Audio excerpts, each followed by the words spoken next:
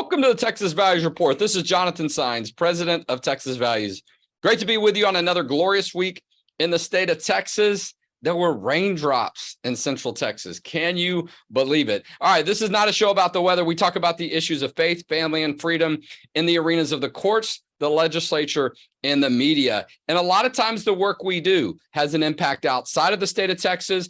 And there are folks that we work with from outside of the state of Texas as far as organizationally that have an impact and a positive impact on our work. And we're going to talk about that a little bit in just a minute with our guests. But I want to make sure, if you're watching on Facebook, that you take that Facebook feed, you share it onto your personal page, put it into some groups, some chats, all that kind of good stuff. Let's get the conversation into the visibility of more people. Share this on my page, just so you know I'm following my own advice. And because we're going to have a great and important conversation. A lot of kind of buzz after the Republican side of the debate last night, but there's a lot of things we'll talk about that relate to some things that came up in the debate and some things we're currently working on. Next week, September 1st, a lot of state laws go into effect. We'll get into that conversation. And, you know, look, I mean, we put something out about that this week. If you haven't seen that, check our website, txvalues.org, so you can find out more information about what we do. Now, on the doorstep of my home is a, what do they call it? You know, just a wipe your feet off pad, dustpan, whatever it's called, that says faith, family, and football. All right. So my son's high school has their first game of the season, the official regular season game, not a scrimmage or practice. So that might get worked into the conversation today and for the next several months. I'm just letting you know now. And you should welcome that if you're from Texas. You understand how all those things come together. And Coach Kennedy's out there. All right. He's going to coach in his first game in 7 years, and he's going to take a knee on the 50-yard line at the end of the game. So that is something to look forward to in the next 3 months. I'm certainly looking forward to it. But we want to make sure we've got some good time for our guest today. And she is a Texan herself, resides here in the state of Texas, but works for a national organization. And we've been doing work for quite some time. Jessica Hart Steinmann is general counsel for and director of litigation for America First Policy Institute. America First Policy Institute. Okay, I said it the right way. AFPI. But she's got a long history of great work, working for Senator Cruz, also working in the Trump administration. She is a proud graduate of Baylor Law School and, of course, the University of Texas at Austin. Jessica, welcome to the Texas Values Report. Well, thanks for having me, Jonathan. Glad to be here. I always follow the work Texas Values have been doing over the years, doing just great work. And I think a lot of what we do really aligns with what you're doing. And you just brought up the Coach Kennedy case. We actually filed a friend of the court brief in that case, supported First Liberty. And I know you're close with First Liberty, Sure. Supported that case. And I think it's important for everyone to realize, you know, we won that case, but let's now, you know, get on the field and actually, Right. you know, let's, you know, we won it. Let's go out there and pray on the field again. You know, I think people on the conservative side are still scared to kind of do these things, but that's why we do take these cases to the Supreme Court and win. And, you know, let's get out there and show our, like you said, faith, family, and football. Yes.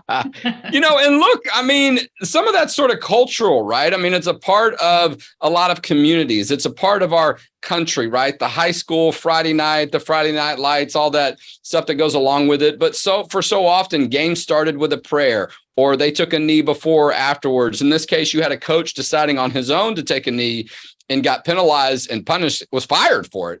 And it took 7 or 8 years to get victory. So I'm with you, right? You win victory. Let's go out there and proclaim it. Let's exercise that right that's now been granted by the U.S. Supreme Court, right? I mean, so hard to get a higher authority, if you will, when it comes to a court case than the U.S. Supreme Court. And so, you know, and look, there are a lot of things that we work on at the state level that your organization is involved in as well. Last time we saw each other, we were at an event out in Conroe, Texas. Riley Gaines was there, a very successful female athlete collegiately, but also leading the Save Women Sports issue. I want to talk a little bit about that in our time together. But before we get into some discussion about some specific details, tell us a little bit about America First Policy Institute and the current work that you're doing there with this great organization. Exactly. So America First Policy Institute, AFPI for short. I know there's too many acronyms in the federal government, but another acronym I'm throwing at you. But we're a think tank that started from the Trump administration. So started, right after the Trump administration ended, and most of us worked, most if not all of us worked, senior officials in different executive branches and at the White House. So we were started by Brooke Rollins, who is the head of Trump's Domestic Policy Council, kind of the policy branch in the White House. And then along with Larry Kudlow, Newt Gingrich is on our board, a lot of former secretaries, former Secretary Perry, got some former governors. I mean, it's a wide range of, again, people that worked in the administration, but also kind of around our nation, really thought leaders in this area have come together and started this think tank about 2 years ago. And we went from, then 0 people to about 150 staff now, reaching all of, I think we have 22 policy centers now. So really hitting all those different topics that really the federal government, did. And now we're kind of doing it from our side, the conservative side, outside of the White House. And again, a lot of the work I do is, the litigation side. So really pushing back against, this woke agenda that we're seeing from the Biden administration and, trying to protect our American way of life and our Constitution. Well, look, we're looking forward to seeing you in person again. Jessica is going to be speaking at our 6th annual policy event, the Texas Faith, Family, and Freedom Forum. If you haven't gotten your tickets yet, September 15th and 16th, it is a dynamite all-American lineup. All right, I'm going to put a couple more sports themes in there. We're in baseball season. It's an all-star lineup, right? And by the way, I think the Astros are almost in first place. All right, we'll talk about that later. But, so Jessica will be there. Go to our website, txvalues.org. It's a 2-day event. Just a wonderful group of speakers. I think close to 30 speakers. There are going to be some breakout panels, a lot of opportunity to get updated with the current issues that affect you here in the state of Texas, but are also happening around the country, and bringing that expertise. People like Jessica Hart Steinmann and others that'll be coming, letting you know they're working on different things. And you're right, our good friend Brooke Rollins is there with AFPI, a Texan herself, for many years led the organization that's across the street from us, Texas Public Policy Foundation, here in Austin, Texas, right there on Congress. And so love seeing the great work that y'all are doing up there. But it's not just around the country. I mean, it's right here in Texas. There's a court case that you guys are involved in right now. Tell us a little bit about that. Yeah. So, and that's the thing, we keep thinking, I'm from Texas, Brooke's from Texas. We keep thinking, oh, this isn't happening here in Texas. And we are lucky to have, some great conservative leaders that I think statewide have kept a lot, great laws. And I think we're going to talk about a few of them, but, the left is here in Texas, and they're, really trying to get at the interesting case you talked about. We're actually representing a school district in a small town here in Texas against the ACLU on some Title IX violations. And it's a really interesting case. I think this will shock quite a few of you. The parents of a young girl, they started transitioning that girl around 18 months. Good grief. I'm like, I'm a new mom, have a 11-month-old right now. And I'm like, in a couple months, how would you even 18 months. I mean, it's shocking. They actually went to Austin County Clerk, had the birth certificate legally changed around 4 or 5 years old. A couple years later, moved us up to present day. They're now, the ACLU has come in, again, a small town outside of Fort Worth. They would like the child to be able to use the boys' facilities, locker rooms. The school was actually trying to accommodate them by giving them the nurses' facility to use. But again, the parents did not want to do that. They had the ACLU behind them. Luckily, we've been working with them through the administrative appeals, and the ACLU has backed down, I think, because we came in. But I want people to be aware that us and people like you, Jonathan, are out there and ready to defend if this happens to you. And I think the worry is you come into a town, the superintendent of the school board, the ACLU sees dollar signs, threatens them with intimidation, basically saying, we're going to bring this lawsuit and you might owe, millions of dollars back to us in attorney's fees and court costs and, fees to the parents. A small town is worried about that on their taxpayers and, really, again, intimidating local officials that have great conservative values. And so I want listeners to know that, entities like yours and mine are here to really help be behind you when this happens. Well, it's good to be proactive too, right? I mean, to help people before it gets to litigation, if you can avoid it, that's great. And I see it all the time, right? People, sometimes the ACLU doesn't even show up and they're like, oh, the ACLU is going to sue us. And I'm like, how do you know that? I mean, they make those assumptions. And so sometimes I think it's an excuse, but whatever the case may be, they sort of surrender before the battle's even started. They feel like no one's going to look out for them. I don't know who to call. Where do we turn? As a matter of fact, we sent a letter out to all 1,200 school districts and a few more through the state of Texas with a letter that's about 2 or 3 pages outlining some of the new state laws, some that carried over from last legislative session that continue to be really important, that relate to some of the topics that you're talking about. We got a current state law from 2 years ago that says that you can't allow boys to compete in girls' sports, which would mean the boys should not be in the girls' locker room either. And so a lot of great precedent there and a lot of great help if people need it. I encourage them to reach out to your organization and ours as well, if we can be assistants. And so, but it is important for those parents. We're involved in some of those issues here in Round Rock ISD and other school districts. It can be very difficult to go through that school district policy sometimes, or their complaint policy and procedure, just to get through some of those steps. So it's good to have people by their side. And a lot of times, sometimes it is the school district. It's not a parent that's concerned about it. It's a school district saying, hey, this is being thrown at us. We're not sure what to do. So we'll be keeping our eye on how that turns out. Maybe you can talk a little bit about that when you're speaking at our event here in Austin in September 15th and 16th. But it's not just you and I talking about it. This issue came up in the debate last night for the Republican side of the primary. I think Nikki Haley made a comment about that towards the end of the debate. I don't remember if there was a question asked or why it came up, but at some point she blurted out, and we shouldn't have men in girls' locker rooms. And so I think it was something she had planned to say and worked it into the commentary. But a lot of people are talking about this issue, right? We see it on the sports issue and other settings. We're back in school, and I think you're going to see more and more schools being pushed or being pressured in different ways on these issues. And look, when you go into federal court, if some of these things do, you've got, to your point, former Trump administration member of that team, you got a lot of new judges from the Trump administration that are on these courts in Texas and in others that I feel like we got a lot of confidence are going to, these are going to be common sense issues and they're going to fall on the right side of it. Tell us, how long has this been? Has it been a year and a half? How long have you been with AFPI? I've been there about 2 years. Yeah. So 2 years, probably almost, close to that time of the Trump administration, and look, with the Biden administration there, it does feel like the left thinks now we've got more cover from the DOJ and others, and we can be a little bit more, reckless or take some chances and throw out a lot more lawsuits. That's why it's important to have a group like yours. Tell us about your view, personally, why it was so important for you to get involved in this work. I know that's a part of the history of what you've done. You talked about being a young mother, but, what motivates you to be involved in this work? Yeah, I went to law school, and I started off at a big firm, loved the firm I work at, but, I was really just finding a lot of my passion in kind of my side projects and in politics and policy.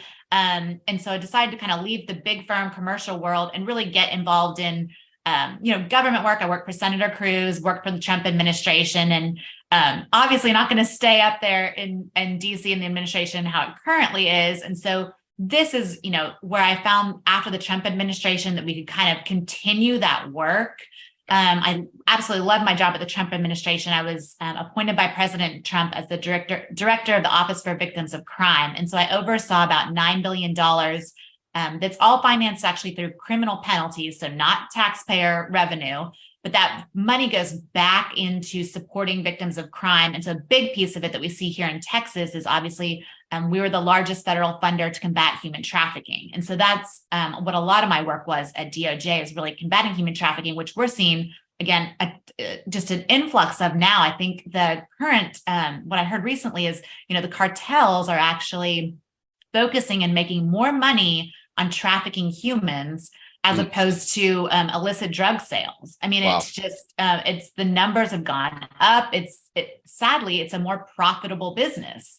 Well, it's just more evidence of, problems that continue to grow bigger with things that relate to the border security issues that are really important for us here in Texas because of how many of those miles stretch between us and Mexico. That was talked about a little bit last night in the presidential debate, as you might expect, right? I mean, it's a little bit more on our mind here as Texans, but, as Governor Abbott, puts people that are coming across the border illegally on buses and sends them to other states, I guess now the rest of the country is figuring out what we've been dealing with for so long. But there are so many different aspects of that too that come along with it. That unfortunately, that can be devastating to individuals, also to families, to the particular communities. And so wonderful work that you've been involved in before with the Trump administration, and a lot of people that either stayed there in DC or came back to their particular state like yourself, and to use that great experience to do work, because we're in the middle of some really important battles. I mean, we talked about the sports issues, some things that are going on in these school districts. We know the Biden administration is trying to change agency rules in some of these issues. They've grappled with it. They're not really sure what they're going to do. So when you've got an administration that is out of control, that is not going through Congress, it can create a lot of problems. We see a lot of focus back on what's happening at the state. And so, and look, I know you are not just involved in litigation here in Texas in that particular issue. You guys have several different lawsuits and fronts that y'all fight on. I was looking a little bit about some of the topics, right? So military service, protecting families, right? The economy. Tell us a little bit about some of the broad range that AFPI gets involved in. Yeah, I mean, it is broad. And I failed to mention earlier, our executive director is former DHS Secretary Chad Wolf. So, obviously Homeland Security, human trafficking is a huge piece. I work closely with the Law and Justice Center. So that's headed up by former U.S. Attorney Matthew Whitaker and Pam Bondi, former Florida Attorney General. So I work closely with Pam and Matt, again, bringing litigation, but kind of on what we're seeing now. I mean, our big topic is this weaponization of government that you're seeing from the Biden administration. That's just, something that I think none of us thought we would see. Everything from Linda McMahon is our chair of the board. She ran the Small Business Association administration under Trump.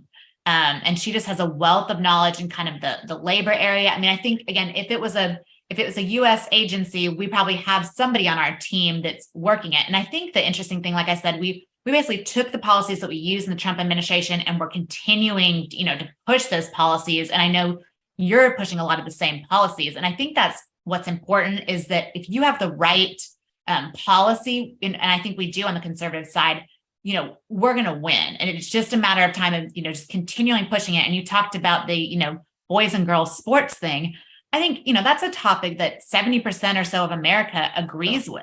I mean, it's just, and so again, if you're on the right side of the battle, we're going to win it. It's just, being persistent, and finding great spokespeople like Riley Gaines and that are going to, have the courage to stand up. Had you met her before our event out in the north part of Houston? I had briefly before. We'd done a little work with her at AFPI, kind of when she first started just coming out and speaking. But I know she's done a ton of work with y'all, and I think she's going to be at the conference coming up. She'll be at our conference on September 15th and 16th. Yeah. She's quite dynamic. It helps when you've got somebody out front like that, though, that has that history, that's competed in athletics. She was forced to compete against a male swimmer, not any male swimmer, but Leah Thomas, the guy that swam, that was a swimmer that switched from men to women's, was at the NCAA championships and all the stuff that came from that. But you talk about the weaponization of the DOJ, and, not to get political, but as far as relevance, that issue came up in the Republican debate last night. It's been a concern that conservatives and a lot of common sense people, even probably people on the left too,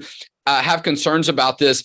I don't know if it was DeSantis or Vivek, but someone brought up the point of, I think it was Tim Scott actually, that at one point you had people from the DOJ, or it was reported, considering parents as domestic terrorists, right? I mean, these are some of the new laws we have in the state of Texas that empower parents to make sure they know what's being taught in their schools, to make sure that they can continue to be informed, and then their role is respected. And I think that's one of the things we've seen the biggest concerns here in Texas is the DOJ and people like them going after regular citizens, not to mention our former president, but you're right, weaponizing the DOJ in a way that I think people would never have thought before. And it's a major problem. I'm glad you guys are pushing back on that. Yeah, we have a parental rights case right now in Colorado. And again, we've got to push back on these school districts that are doing, I know you're doing a ton of this type of work too, but it's an interesting case. The daughters went to an after school art club came home, told their parents they were transitioning from girls to boys. It ended up this art club was actually a transitioning club. Parents got no parental notice, no opt-in, no curriculum. They were told in this club, what happens here stays here. Your parents aren't safe. If you don't feel comfortable in your body, that you should transition. And again, this is 12-year-old girls. I mean, what 12-year-old girl does feel comfortable in their body? And so we've brought a lawsuit under the due process clause of the 14th Amendment, a parent's right.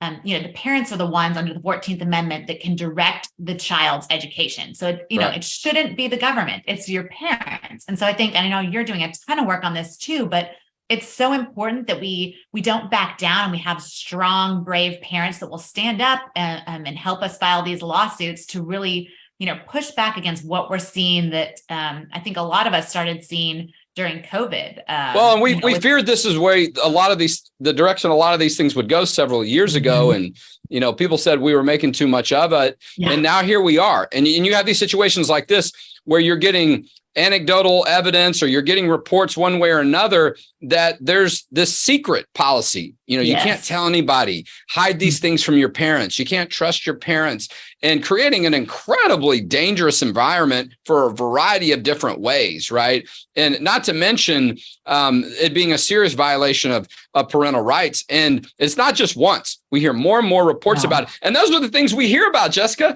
to your point about the courageous parents. Look, your son is not in school yet.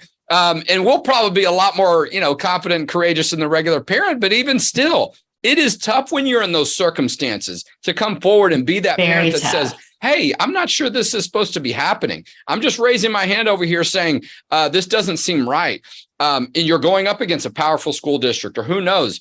And so, I'm glad to see that more parents are doing that, but that does give us an opportunity for people to understand these things are really happening. These are not just hypotheticals, and we got to step in and do something about it. And a lot of times the laws and protections, they already exist. It just needs someone like you and others to say, hey, we're going to make sure this gets enforced. Look, we could talk about a lot of these issues. That's why you got to come to our event, hear Jessica speak, talk about a lot of these different things that they're involved in, and some of the great work they're doing with our former colleagues at America First Policy Institute. Look, there's probably too much work for all of us to do. That's a good thing in some ways. In some ways, that's a bad thing. And we got to be mindful of that. That's why we partner with national groups so often, to know what they're involved in, know what we're involved in, figure out how we can work together and get the same things accomplished. And so I really appreciate that. But we'll hear more about that when Jessica speaks at our event at September 15th and 16th. And I think there's a Texas football game that weekend, Jessica. I know being a Longhorn yourself. I didn't even know that. It's in town. That's sort of my pitch to a lot of people. Come in town, go to the event. It ends at 4. The Longhorn game starts at 7. You'll be fine. Oh, man. Okay? I got to tell my husband. Now he's definitely going to come up. So we're not playing Baylor. Okay. I think the game's it's an out of conference game. It's Wyoming.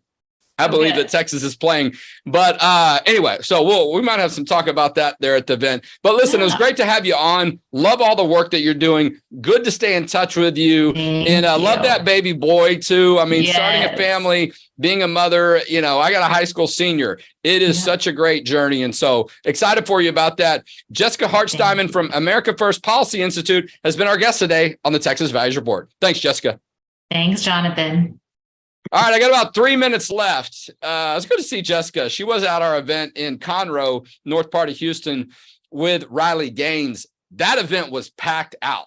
We ran out of room, and it got hot, even though there was air conditioning, in an amazing venue called the Honor Cafe. If you haven't been out there in Conroe, wonderful facility, a great restaurant, not to mention the fact the entire place is decked out with tributes to the American military services and different individuals. You got to check it out. Honor Cafe out in Conroe. As I mentioned, we put out a blog post and a press release this week that we sent a letter to all 1,200 school districts and a few more, making them aware there's some laws going into effect at September 1. Here's how they work. Wink, wink. We want to encourage you to follow that because we know there's a pattern in history of entities like Texas Association of School Boards and others that oftentimes give school districts advice that we see differently. Okay, I'll just say it that way.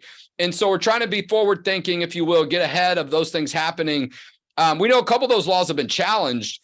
but the courts have not ruled on them, okay? They're going into effect on September 1 unless a court says they're not. Just because a lawsuit has filed is no reason for any of those school districts to say, oh, wait, we're going to see how this turns out. No. That's not the way it works. When the law goes into effect on September 1, if a court has not stopped it, and there might be a ruling from a trial court, but I'm pretty confident the appellate court or the Texas Supreme Court or the Fifth Circuit is going to jump in and put a stop to any hold on these laws. They'll go into effect. So we sent that letter out. You might want to send a note to your school district and say, hey, did you get that letter from Texas Values? I just want to make sure you saw that. But it's on our website, txvalues.org. You can see that. That's the kind of work we do, right? I have a law degree. I'm licensed to practice in the state of Texas. Mary Elizabeth, Jonathan Covey, all three of us have law backgrounds. And so we can put something together that's professional with some good detail to give the school district some guidance on this. And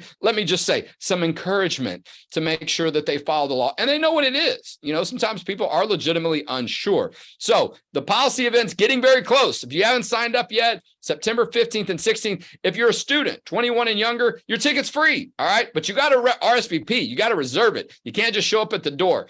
We might let you in at the door, but I can't guarantee it. So don't take that chance. Reserve your free ticket now. Pastor tickets, yours are free. Everybody else, there is an admission charge, but it's pretty affordable. There's a great private dinner that night in conjunction with the event with Senator Brownback. Speaking of Trump, former Trump administration ambassador for religious freedom. Too much to cover on that event. txvalues.org. Check out the event. Don't be left out. Riley Gaines, Abby Johnson, a whole list of people. It's well worth the $25 for a 2-day conference, which includes lunch. Listen, while you're there, make a donation to Texas Values. All right. In order to do the 501c3 nonprofit work that we do, we need your financial support. We've got about a $2 million annual budget. Please consider supporting us today. And you can do that at txvalues.org. And we'll talk to you next week on the Texas Values Report.